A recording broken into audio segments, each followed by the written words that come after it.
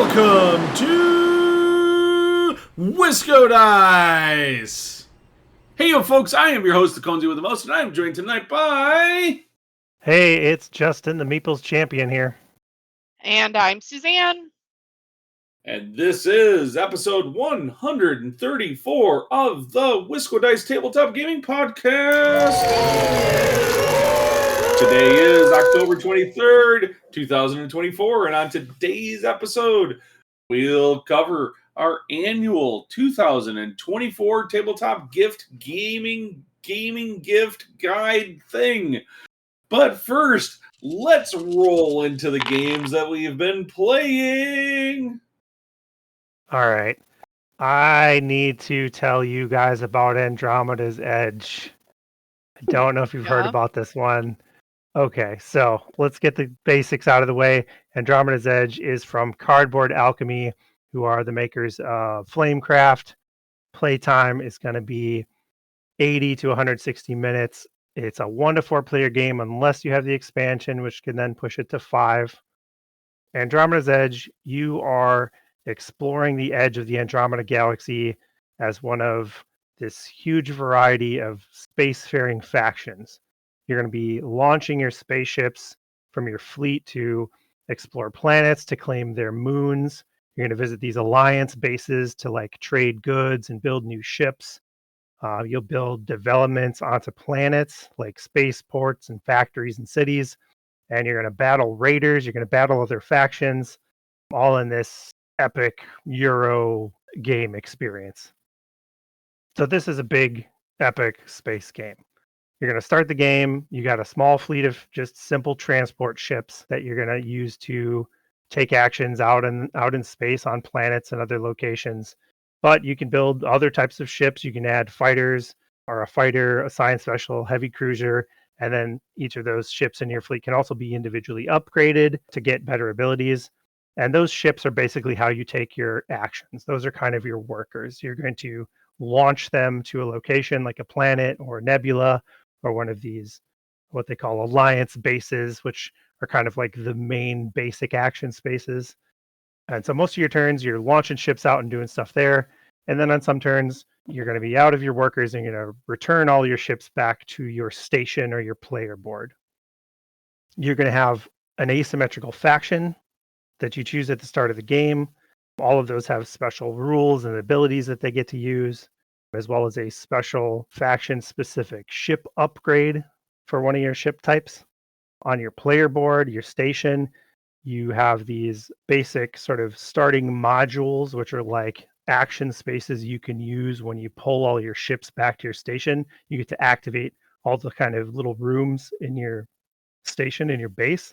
And you can expand on that by building modules. You can kind of customize your engine by adding modules to your space station for when you bring all your ships home. Building modules also is one of the ways that you move up. They have 5 progress tracks in the game, which are one of the big ways that you score points. So there's like science, industry, commerce, things like that. And so as you build modules of that type, you're going to move up on those tracks. You're going to earn bonuses for doing that. Every track position that you advance is going to score you more points when you do scoring. So while you're trying to bump up these tracks and build out your space station, you're also looking to take your basic transport guys, just your simple ships, turn those into developments on planets. So you actually build a big facility on a planet by taking one of your workers and turning it into like a permanent location. And then those are a big important way that you score points. And your position on the track that matches that type of location increases the value of those for you. So if I built a bunch of factories, what I want to do is push up on the industry track so that all my factories are worth even more points and stuff like that. And then, of course, you got your space battles. And this is where I think I get Suzanne's attention. You're often going to want to use actions that other people have used. So basically there's a hex board of planets and other locations, and somebody's going to go, they've taken the build a ship action and you really need to build another ship. You want to go take that action. So you can go put your ship there and you can do that action, but then you're going to have a battle at the end of that turn. And so battle's fairly simple. There's kind of look at the strength of your ships to build a dice pool. And the better your ships, the more dice you get. There's a little bit of card play, some strategic card play. There are a variety of different cards, these strategy cards you get throughout the game. Some of them are like diplomatic cards. So at the start of a battle, you kind of see if anyone wants to go the diplomacy route, which might just be like, oh, I don't want to battle. I end the battle and escape out to some other location. But then there's more aggressive cards that are like, oh, actually, in this battle, if I win, I get even more stuff, that kind of thing. And there's ways to increase your dice and increase your ability to hit your opponents. What it comes down to is you roll a bunch of dice and highest dice wins. It's a pretty simple battle system, but there's lots of little factors that feed into it, so it feels satisfying. Also, losing a battle isn't that big of a deal. Doesn't set you back that much. You'll kind of get your workers pulled off the board and damaged for that round, but they'll come back to you after you kind of reset.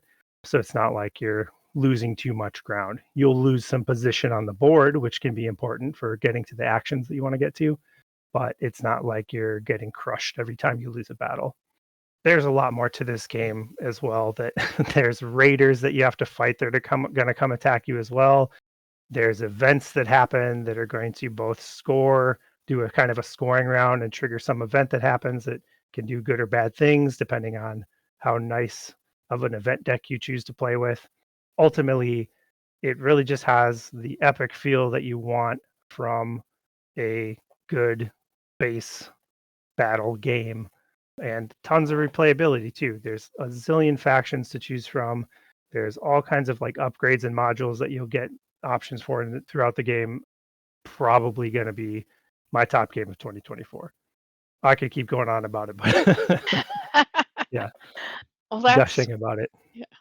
yeah. Well, that just sounds awesome. I mean, I have not had a chance to play this yet, but the table presence just adds to this colorful description you've given to the game, and the fact that even if you lose battles, you're not completely out is very nice.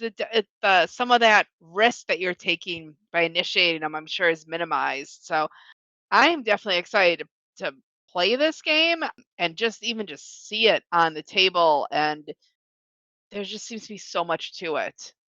Yeah, it's good. It's very fun. Probably the only real main critique I have is that it can go a little long, but you also have the ability to customize your game length. So you basically set a sort of point target that triggers the end game. So you could set it to a low value and say, hey, we're just going to play a shorter game. So Gotcha. Yeah, I see on the website it says 40 to 200 minutes, yeah, which with is 5 players, if you played a long game, ooh, that could go. Yeah, for even sure. more than 200. Yeah. Yeah. 4 So I have hours questions. all day. Questions, I have please. questions. Yeah. So this game has been one, and one of the reasons I wanted to talk about it, since you had a chance to play it, was that it seems like it's on a ton of people's hotness lists, and it's getting talked about a lot. But like things like we're talking about playtime, right? Now I love a good 4X game.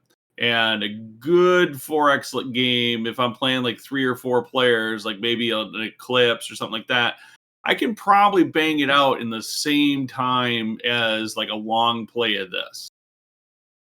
So how, like, when you consider like a Andromeda's Edge versus like say a good 4X game like Eclipse, where does it really fall? Do you get that same feel out of it? I mean, obviously this is more of a Euro game, but it's the same, like they're doing all of the same kind of feels, build, explore, Yes. exploit, all those kind of things, except jammed into a Euro game instead of a traditional 4X. So which is a better experience? I think if you go in expecting a 4X experience, you're not going to be totally satisfied, but you do get a fair bit of that feeling from this game. Even so, even from really when you boil it down, it's a worker placement game. You know, you're going to planets, you're building stuff on planets, you're upgrading your ships. There's essentially a kind of a tech tree with these progress tracks. There's the space battles, obviously. It is a 4X-ish game for Eurogamers. You know, Gotcha. lengthwise, I think it really just depends on what type of game you're looking to play. If you love 4X games, you definitely should play something like Eclipse. I think that probably is going to fit better for you. You may find exactly what you're looking for with this. I think when it comes to the battles and stuff like that, there's some really fun stuff that can happen with the card play and things changing up. Just surprises when it comes to, your dice rolls. Like I could roll a humongous pool of dice, roll really poorly, even with re-rolls, and still lose a battle. So like there's some fun things that can happen in that respect. So Yeah. next question, because we've all played Arcs, right? Mhm. From Leader Games. And Arcs is very well touted so far in the world of us board gamers as a very good game, which is effectively from a theme pulling off that same, can we condense a 4X experience into a non 4X experience, right? So maybe there's a little less explore in Arcs, but all of those are in less tech track than you usually traditionally get in a 4X, but most of the other 4X type experiences in that game as well. How, like, you're putting this as your top game of the year in a year that Arcs came out. How do the two compare? Obviously, I think you're telling us, you're saying that Arcs is, or this is Andromeda's Edge is definitely edging out Arcs in that regard. Where do you feel like that falls now that you've played both of them? Yeah, so I wish I had played Arcs more to be able to comment on this a little better. I really like Arcs. It is a fantastic game. I think they're just stylistically different. There are some similarities. I think with Andromeda's Edge, you get a little more of that hands-on, like, these are my ships. I'm moving a fleet of ships. I've got different kinds of ships with their own special abilities and upgrading them individually. And it does feel more like a Euro worker placement to me, which is just more my style. So from just a personal preference perspective, I like Andromeda's Edge style of game better than Arcs. I think it just makes more sense to me. I think there's plenty of space in space for both Arcs and Andromeda's Edge.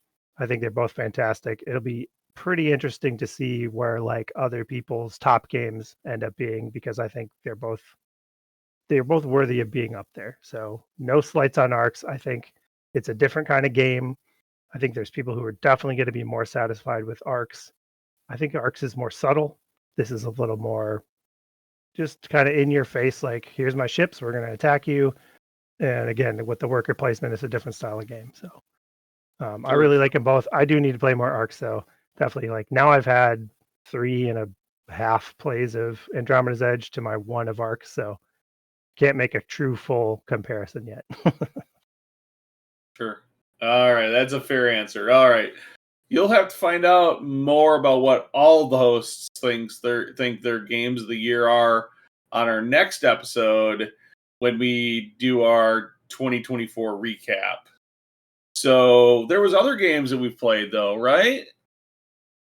Oh yeah, we definitely been playing more games than just watching Justin play Andromeda's Edge. I didn't even get to watch him do it. Or hear about him do it and be jealous and then dream about being able to sit there on the sidelines and watch it go. So I had the opportunity to meet a local game designer, Kane Klinko, at our local game store several weeks ago. And he was promoting and teaching his new game. It's called Nunatak, Temple of Ice. And this is published by Cosmos. And I got to sit there and play it while he taught it with a few other people.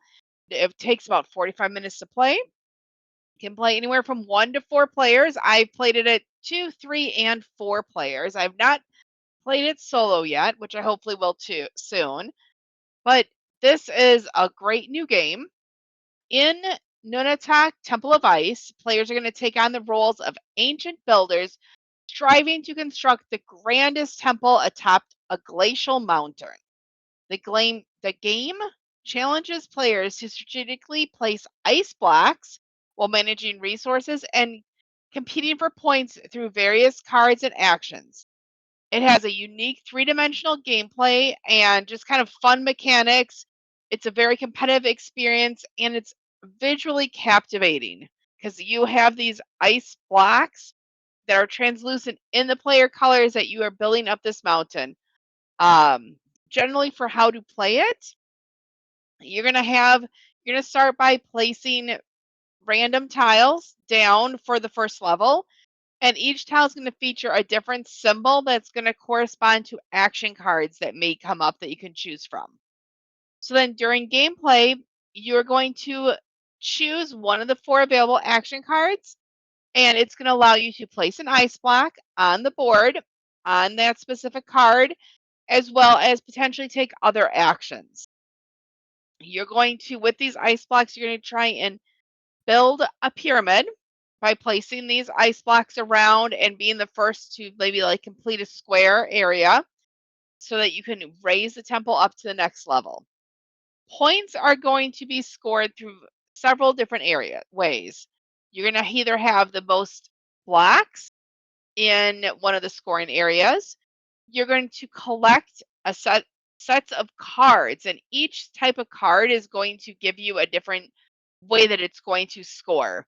Whether it's an exponentially increases the points based on how many you have, or it's looking at what other types of cards you have to just get these different sets. And they have really cool names like architects, builders, beasts of burden that go along with the artwork on them. And then you're going to have also end game scoring. So you're going to look at who has the most blocks on the edges of the pyramid, and then whoever is the creates the last level. So you do have some strategy on where you're going to place your blocks, how quickly you want to move up to different levels, which ones you want to keep. At the end of this game, though, what's really cool is that you have this 3D temple that you have created with the other players. And when you are scoring it, you are standing up and looking all around it, trying to see who's got the most where, what the other players have. One of these games that it's very simple. You're drawing a card, you're placing a cube on a corresponding location, but do you block? Do you take a spot where someone else is going to want to go to prevent them from getting the points? Or do you take a spot that's more advantageous to what your strategy is? All that works out on there.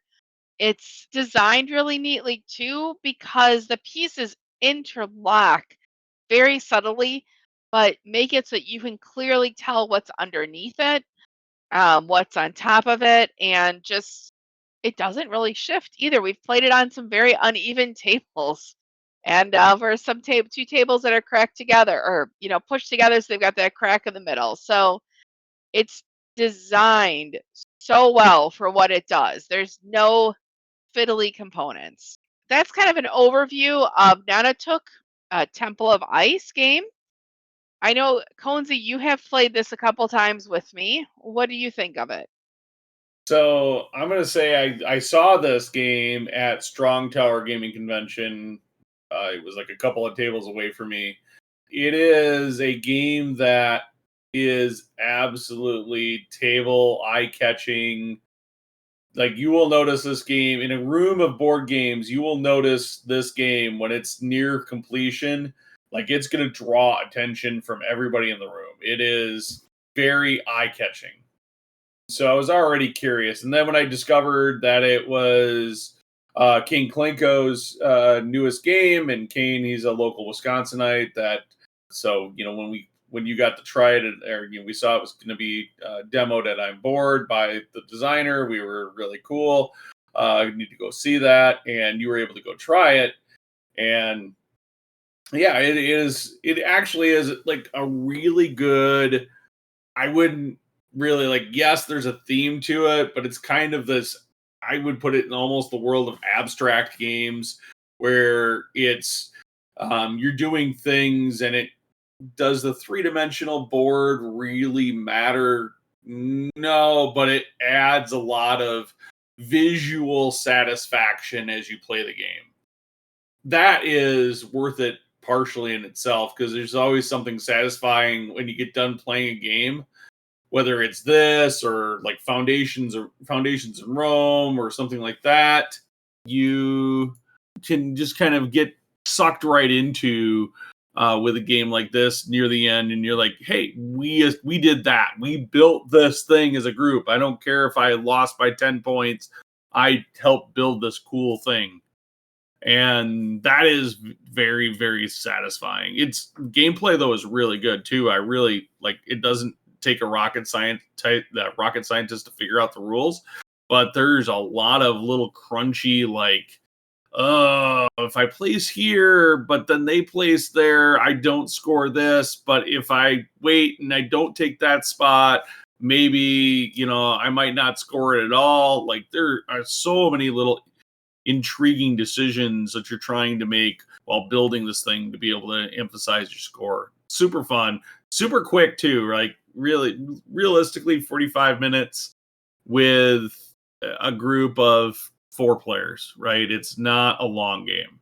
Oh yeah. No, I mean, even with it, when we played it as a 2-player, it was not much shorter than that. It stays all the same because you still have to play. It's like everybody still plays. It's the same number of ice blocks, whether it's a 2-player game or a 4-player game. You just, if you're a player, you're putting down less blocks in a 4-player. Looks really cool.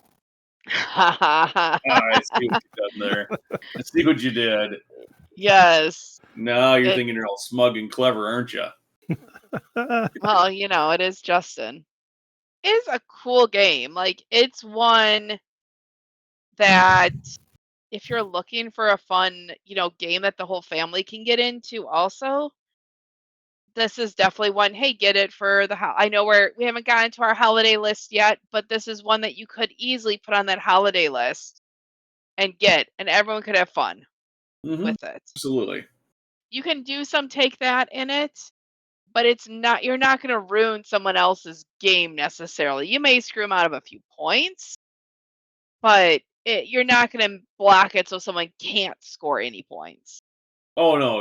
You're usually like, it is that decision point of, do I place here because I'm going to stop my opponent, maybe a certain opponent from scoring better in this spot, but at the same time, like by doing that, I might be preventing myself from being able to take advantage of another spot on the board where I could place my ice block and score. Right. And so it's all about it's all about that kind of set collection and how you're building those cards you're collecting while placing those ice blocks in the right spots. There's a real careful balance you have to maintain there but it's always interesting. Like every group I've seen play this game has really enjoyed it because you're not sucked in like I bet Andromeda's Edge is an amazing game, but as a contrast, I got to imagine like to absorb and understand how to play Andromeda's Edge so that you can be good at it. You're basically almost probably playing it for the first time as a throwaway game just to figure out how the game works so you can play it the second time and actually come at it strategically. Where this is absolutely like after the teach, you you place your first ice block and you go around the table, you're already, okay, understand how this game works now. Maybe I have a question about a card or two that comes up, but boom, you're right into it right from the get-go. Like everybody's into it. Everybody's able to make strategic decisions and get into it. To be honest, like I love big games like Andromeda's Edge and big Euro games, and we played a number of them at GameWorld this past weekend. But the more I play games these days, the more sometimes a game like this is almost more attractive to me because if I'm only going to get it to the table for 1 or 2 plays anyways, I want to be able to pick up onto it really fast, get into it, and then be able to move on to the next game. Yeah, sure. That's fair. See, I like having that mix. I need to have that balance of the tougher games that you do want to play a few times that you really think, and then the ones that are, for me, a little bit more social. Like, I'm Oh, not yeah. as worried about winning. Yeah. I don't have as much invested in it. I can sit there and socialize with the other people I'm playing the game with. Between these two, I definitely need to play Andromeda's Edge. So, Justin, I'll be over after this recording so we can play it tonight. Ooh, it's going to be a late night. Okay. Yeah. It does take a bit of a teach, and like Ben said, first play is not going to be your most strategic one, but So maybe you shouldn't start at midnight. Got it. All right. But yeah, so that one was Nunatak Temple of Ice published by Cosmos and designed by King Klinko. well, I think that wraps up the games we've been playing. So please check out WiscoDice.com for the links to all those games we've discussed. And while you're at it, don't forget to leave a review of this podcast wherever you download podcasts. And now it's time for the 2024 annual Tabletop Gamer Gift Guide brought to you by WiscoDice. Disclaimer, all of these selections on this list are our choices for our top 5.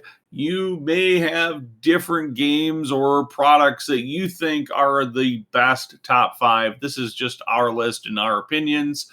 Hopefully you get something out of it for some new clever ideas to get to that certain gamer someone in your family or friend pool that you need to get some gaming products for and you're not sure what to get.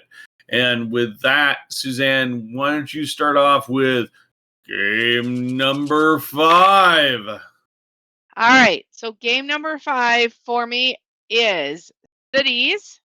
And this is the new version of Cities that's published by Devere. This, I would say, is a great game if you want to get someone who is a gamer and you want to get them something that's like the hot new game. This was very popular at Gen Con. It's a nice, quick game. There's a lot of simultaneous play or almost near simultaneous play in it. And you are building a city, and it's kind of that good mix of kind of some strategy and planning ahead and also relaxed play for the holidays. So I would say check out Cities by Devere Games. That is a good game, I will say. I thought about this a bit, and this year saw the re-release for the Player's Handbook for the greatest role-playing game ever. At least that's what they say over at WotC, and that is Dungeons and Dragons.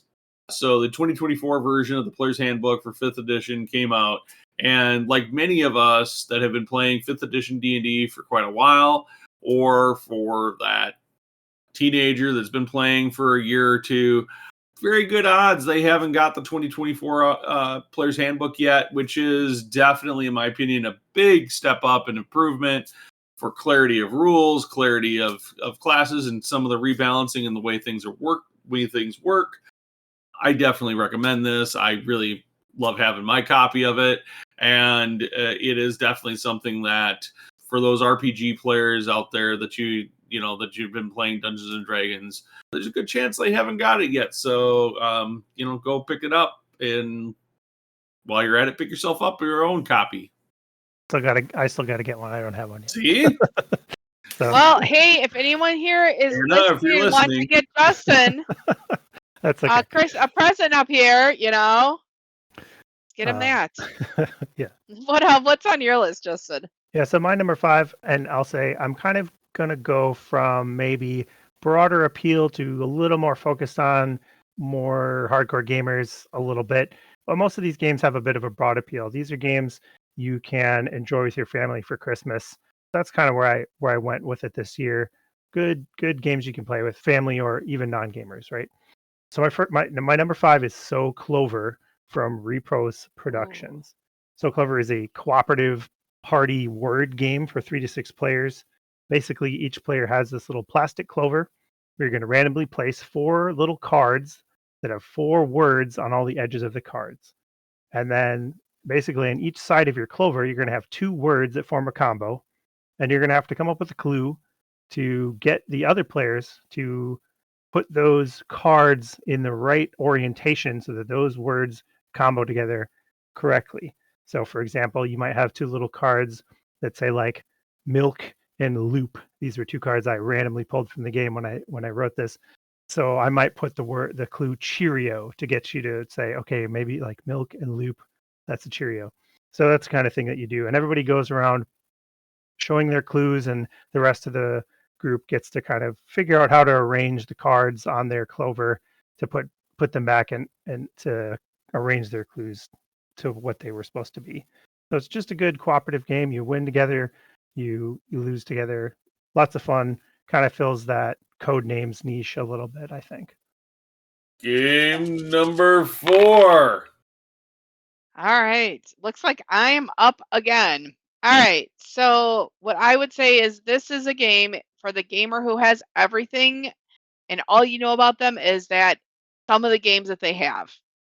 Get them upgraded components for their game.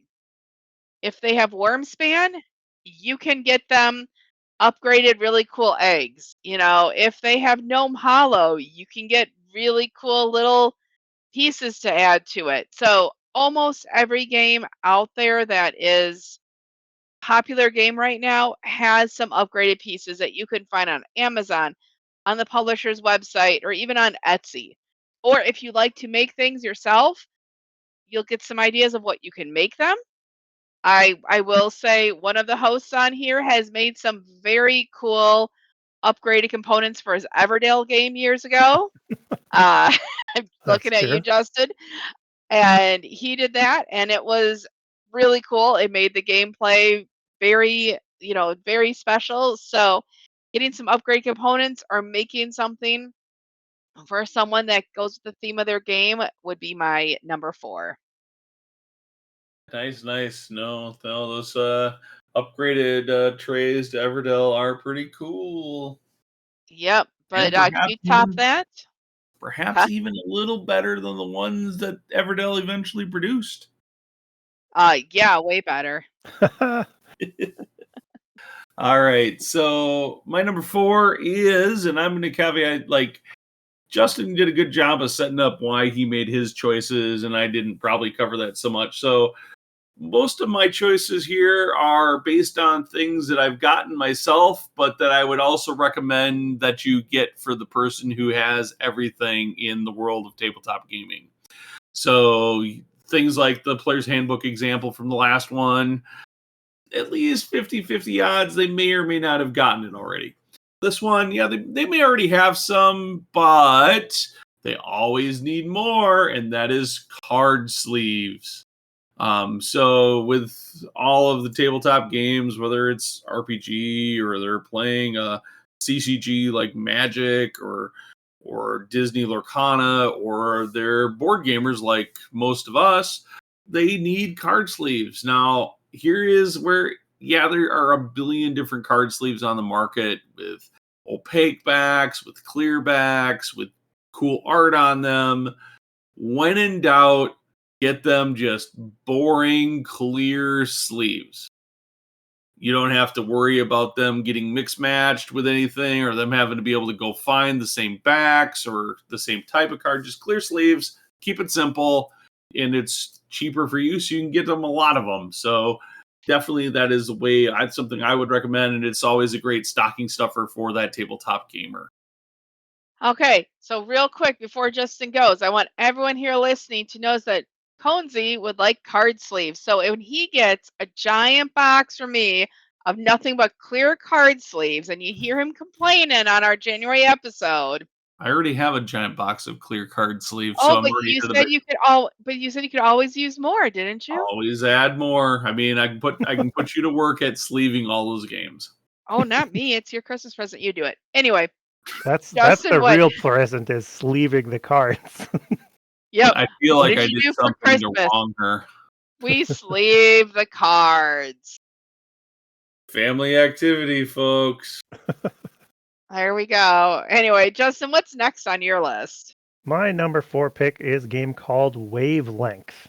This is another party game, but it's one that works really well with a large amount of players. You're going to play in teams, and you're going to have a single clue giver on your team each round. The centerpiece of this game is this physical half circle dial. And behind the dial are these hidden little zones, like a red wedge that's the target zone. The wheel behind the dial is spun. That target zone is going to land somewhere between the left and the right end of this half circle. And the job of the clue giver is to give a clue to get their team to turn the dial exactly to where that target ends up being. The clue giver is the only one that knows where that target is. So they're going to get a card that gives them sort of a continuum. It's going to say something like the left side is good and the right side is evil. And they're going to have to give a clue to get them to dial into the target zone for wherever that target ends up. So if the dial was all the way on the right side and the spectrum went from good to evil, they could say like the devil, and their team might turn that dial all the way to the right, like, okay, that's like super evil. The fun of the game comes in because that dial is almost always somewhere between either one of those extremes. And so you got to really be clever in coming up with clues to get your team to dial it into exactly the right place. The closer you get, the more points you get, and you just swap turns with your teams, taking turns, giving clues, and getting your team to dial it in perfectly with the perfect clue. I really enjoy this game, and it creates some great sort of arguments and back and forth with your team as to like where you think that clue lands on the spectrum that you're given. I have a lot of fun with this one. And this is from CMYK Games. This one is also one you can find at places like Target even. So very easy to find. Target, Barnes & Noble, easy to get, great game. The great thing about this game is that it's got that component that's physically tangible that everybody gets to kind of play with and can really see, so that they can really get into trying. Oh, is that dial set right? That's really awesome about this one. Yep, very cool. Yeah, this one once after the first time I played it, by the end of the first game, I was really enjoying it. And I am not a party game person. Game number 3. All right, so game number 3 for me is another game that you can get.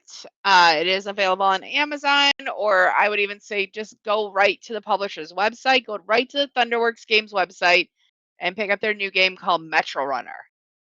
If you have a gamer that has not played Thunderworks games before, they need to try them. This one is really cool because this is set in Mirror City. So this is this kind of sci-fi cyberpunk type theme to it. You're going around the board, just a few actions that you take, in very limited spaces that you're taking these actions on, but that's the simple part of the game. The complexity comes in how are you going to go around to maximize getting resources to complete jobs in specific quadrants, and then are you able to finish and solve the puzzle in the middle of the board? This is one of these puzzles where you have 9 pieces that have different lines on them, some curves, straight, going different ways, off starting on one edge, go on down another, and you need to adjust them so that you can get from the start location and then out to the end location. You probably grew up with maybe some kids puzzles where you had to slide little pieces around. Well, this is the next step up from that. You're manipulating these pieces. We got the upgraded components, which are super shiny, and then everyone starts playing and focusing on this puzzle. And while it's a competitive game, every single time I've played, all the players have helped the person trying to solve that puzzle because everyone wants to see someone solve it. So this is just a nice, fun game that can get very intense, can have multiple layers to it. Again, does not take a long time, but I will say I think 50% of the people that we've introduced this game to have gone out and bought the game, and the other 50% have played it multiple times with us. Okay, maybe not multiple times, but most have played with us at least once, if not twice. But that is Metro Runner by Thunderworks Games. Oh yeah, and the upgraded components, the little 9 middle tiles, definitely a must-have upgrade for this game in case you get it. So just buy that and the upgraded tiles right from Thunderworks Games. Right, but you can play the game without the upgraded tiles. It's You not as fun, but can, it does work. but just get the upgraded tiles. All right. Next up, I have something that I actually use all the time, and I didn't think I would use it nearly as much. But if your tabletop gamer doesn't, if they play on like a kitchen table or a wood gaming surface of some form, this is something definitely strongly recommend you get them. And if they if they like run games at conventions or things like that, it's also another must get for them. And that is a neoprene tabletop gaming mat, like ones that you can get from All Play. Now, I happen to have a 30-inch by 5-foot gaming mat, which is almost the perfect size to put out on a folding table. And what it enables me to do is then when you go to pick up your cards or when you're doing anything with game components as you're picking them up, it's got a little cush to it so that you can easily pick up cards and components. I'm sure we've all experienced that card that gets put on a wooden table or something like that. I mean, I just experienced that at our most recent game day at a Wilden Distilling, where we're playing on the wooden tabletops there, and I'm trying to pick cards up, and the darn card won't come off the table. And the whole time I'm going, why didn't I bring my neoprene gaming mat with me? Yeah, this is exactly why they make these things. And yeah, it doesn't have to be super fancy. It's the one I have is just all black. I definitely want to get another one, and I'll probably get one for Suzanne here very soon. And so this is definitely one that even if they have a fancy gaming table or whatnot, they can put it on the side, or if they have a second table for game day or something, or if they go to a convention or whatever, it's an easy way to convert a normal table surface into a cushier, better experience for that tabletop gamer to be able to play a game regardless of the gaming surface. Okay. My number 3 is the Exit games from Cosmos. So the Exit series of games is a collection of small box escape room style puzzle games. Each one has like a unique narrative mystery scenario and presents various like logical puzzles for you to solve escape room style. A single game box runs something between $15 to $20. With this particular series of kind of escape room games, there is a focus on physical components with a lot of these. So you'll often need to cut, alter, or destroy components to solve the puzzles. So while that means you can't replay these games once you've gone through them one time, it lets them be really, really creative with the types of puzzles they present and do all kinds of cool stuff with the components inside. We've done ones where my wife and I have done ones of these where you would assemble this little cardboard cube that has a bunch of holes in it all over the place. And you had to run a string of thread through holes in certain order, which when you look inside the cube, then it produces like a shape or a number that you use to solve a puzzle later. We've had ones where you use a tea light and actually light light the thing on fire to light the tea light and then use that to solve a puzzle. Like there's some really, really cool stuff in these games. If you're a fan of escape rooms and puzzles, I think these are great. They're not a big investment and you can play them solo, you can play them with a small group. You can also download, they have an app to throw in some thematic music to go along with as you play, so you can really set the mood and make an evening out of it. I'll also mention that if this is your thing, I recently saw that there's a Exit Games advent calendar with a bunch of little mini puzzles for every day of Christmas. So if that's your thing, you can check that out too. But yeah, Exit Games definitely is one of my faves. Game number 2. All right. So I am now moving on from a game you can have in front of you to something that you can decorate your gaming space with. We like to have a really themed gaming area or define an area that, hey, this is the gaming space. There are some really cool wall arts, metal, like kind of like display wall arts with the meeples. I was looking at one today that has each different type of game. Like there's cooperative, there's war games, there's, worker placement, and it's got a little meeple depicting each type. So it's just a fun, nice, clean piece of art that you can put up in your living room that also may double as your game space. And, it's just something fun to have, something unique, something the gamer maybe wouldn't just go and buy for themselves. If you search on either Amazon or Displate or even Etsy, you can definitely find something that will probably fit your gamer style. I am like kind of trying to figure out if we have any room in our game area for some of these cool pieces of art. So, but we'll have to see.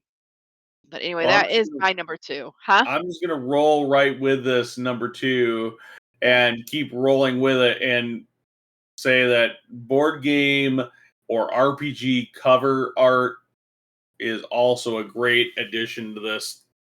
All of us on the show, anyways, have plenty of board games and other tabletop games in our gaming space.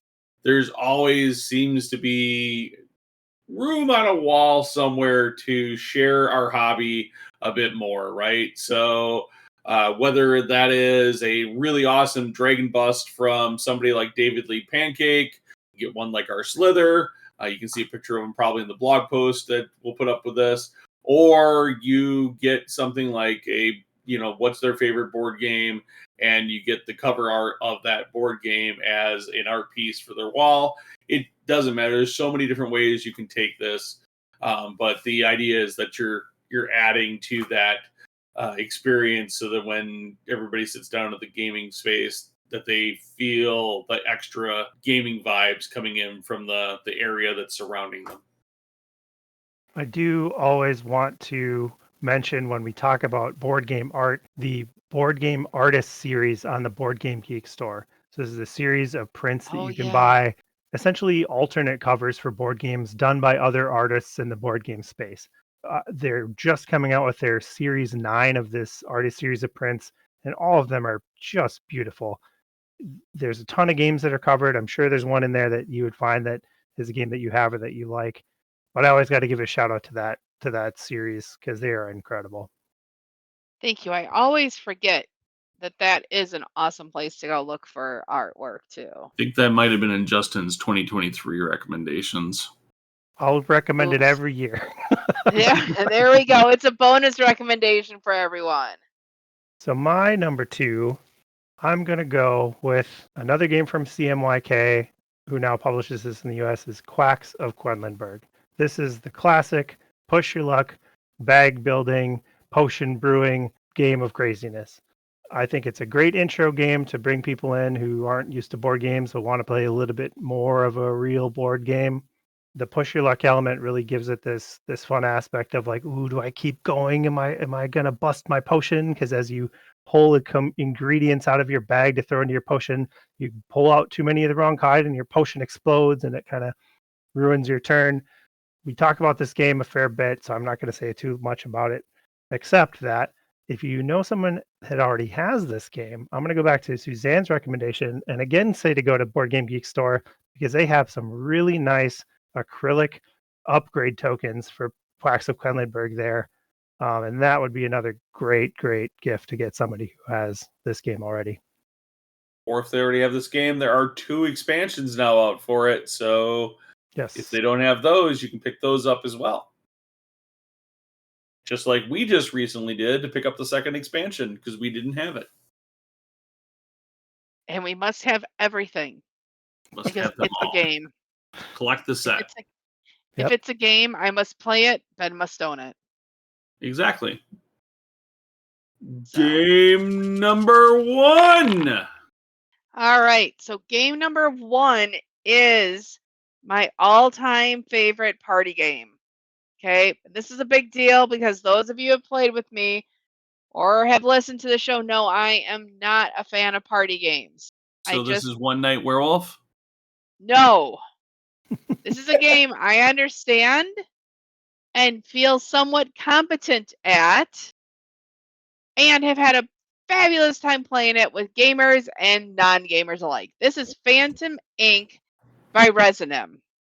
So in this game, you have 2 teams, right? And there's one person from each team that sits together at one end of the table, and they have a card, and they have the same word on it they are trying to get their team to guess. You each have half of the pad in front of you, where you are answering questions by slowly writing down the answer that your team has asked you, one letter at a time, until your teammates say stop. They think they know what you're writing down. And these questions are not questions they just come up with in their head. No, no, no, no. They have 5 cards that they draw from the question deck, and they have to pick one. And it could be, what does it taste like? Or if it was a planet, what planet would it be? So completely off the wall, wacky questions that the other team doesn't know what questions they're asking you.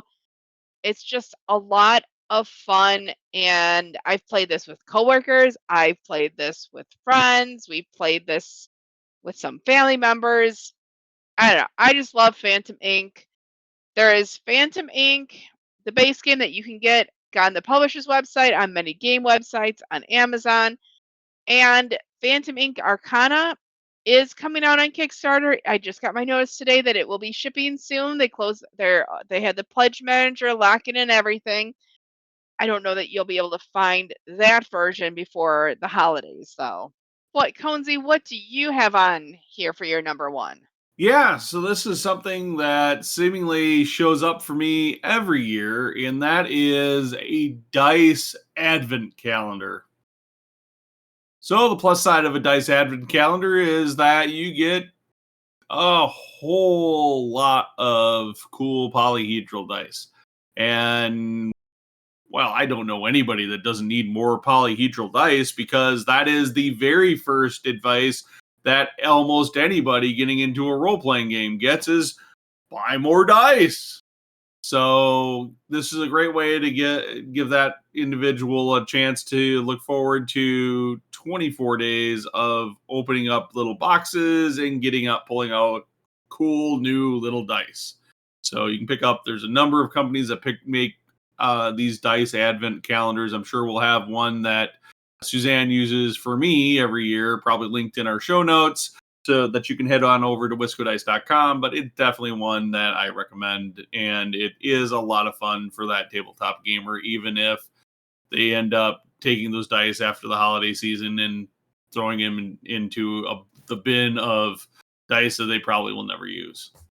We use ours. They sit in jars to decorate our gaming space. Actually, I think I have a bunch of them sitting in felt bags right now for when the D&D players show up and forget their dice. I go, here is a bag of dice. Well, that's an option too. We're pretty good. I don't think a lot of people have been forgetting their dice. Maybe a couple times that's happened. We're pretty good. Well, and if they talk to someone before they talk to DM, they get some better dice. Also probably true. I don't know. What do you do with your extra dice, Justin? Do you even have extra dice? Oh yeah, they're in probably bags in a drawer somewhere. I definitely have a lot of extra older dice that I've had since, the 90s or whatever. So some real old stuff, real old plain dice that aren't cool now. Now it's all And do about, they? Oh, it's what's all it all about about the now? sharp edge style dice and the metal stuff. So we didn't have those back in the day. No, But did the dice still work? I just recently got a set of remakes of those old school dice, those old blue ones where you got a crayon that shipped with them, where you had to color in the numbers with a crayon. Oh man. Wow, yeah. Yep. They were great. Oh my gosh. No, that's crazy. What's up with you, Justin? What's your number 1? My number 1 this year is going to be Rolling Realms Redux, or Rolling Realms, the original, from Stonemaier Games. This is a card-based roll and write game where every round you're going to select a different set of realm cards that you play with, that each have their own set of rules. The cool part, the clever part, is that each of these realms is actually other board games, and the rules for the cards that you play with in Rolling Realms are inspired by the mechanics of the board game that card represents. So, for example, in Rolling Realms Redux, they have a card for Planet Unknown. And so when you roll the dice, you're going to use the numbers that come up on the dice to like assign a number to a Tetris shape and then fill that shape in on a little circular grid on the card, similar to how you would place a Tetris style tile onto your planet in Planet Unknown. And they have a ton of board games represented in the Redux version. They've got like Flamecraft, Dog Park, Wonderland's War, Planet Unknown, like I mentioned. And all of the Redux games and cards are compatible with the previous version, which originally was mostly Stonemaier games. So like Between Two Cities, Between Two Castles, Scythe, Wingspan, stuff like that. But then the other part that I really like about this game is there's a little bit of a collectible element to it as well. There are upgrade promo packs that you can buy for like tons of different board games now. So you can get expansions for like Terra Mystica, Lost Ruins of Arnak, Ark Nova, Role Player. Like they have a ton of stuff. Praga Caput Regni has one. I really like that aspect. So, you get them Rolling Realms one year, you can buy them a couple promo packs the next year as a stocking stuffer. So it can be a gift that keeps on giving. It's planning ahead. Yeah. That's really but I really smart. like this game. When we played it recently, your guys have gotten into picking up some of the little promo packs and stuff like that. So Rolling Realms. I would say we have a review copy of this game. So if you're looking for a review of that game, we should have that up before the holiday season as well to help you make your decision-making process a little bit easier on this one. Nice.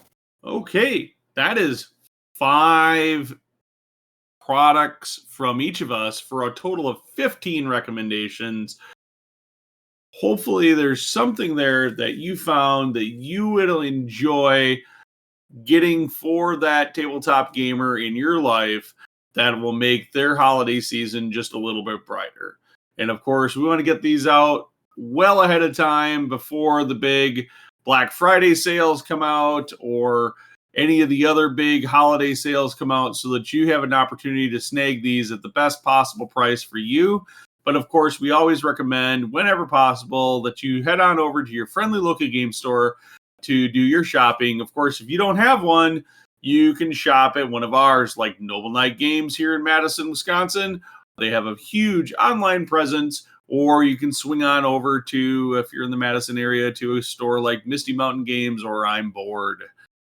If that's not enough, well, let us know in the comments on our Facebook or our Instagram, or head over to YouTube and drop a note in the comments on this video and let us know what you are super excited to give as gifts potentially, or that you think we missed in our gift guide. We want to make sure that we hear about it. And more importantly, you'll be able to let folks know what other great things are to give out as gifts. Yeah, you know what? I'm just going to put a plug in there. If anyone can help me out, what to get Conesy that's not clear plastic sleeves and a dice advent calendar, I'm open to suggestions. You can base your gift giving on YouTube recommendations. This should be interesting. Yep, exactly. I mean, he just went through my 2 things I've been doing every year, and, clearly I need something new for him to talk about. All right. Well, I certainly won't shy away from any more David Lee pancake art. We also cover the games we've been playing. That includes Nunatak, Temple of Ice from Cosmos, as well as the current hotness in tabletop gaming, Andromeda's Edge from somebody. Cardboard Alchemy. Cardboard Alchemy. Yeah, that's right there. All right. Until next time, folks, thanks for listening. Have a good one. Thank you so much for listening.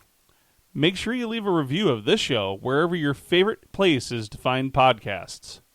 Oh, and by the way, give us a like on our Facebook page. And don't forget to follow us on Twitter, Instagram, or Pinterest while you're at it.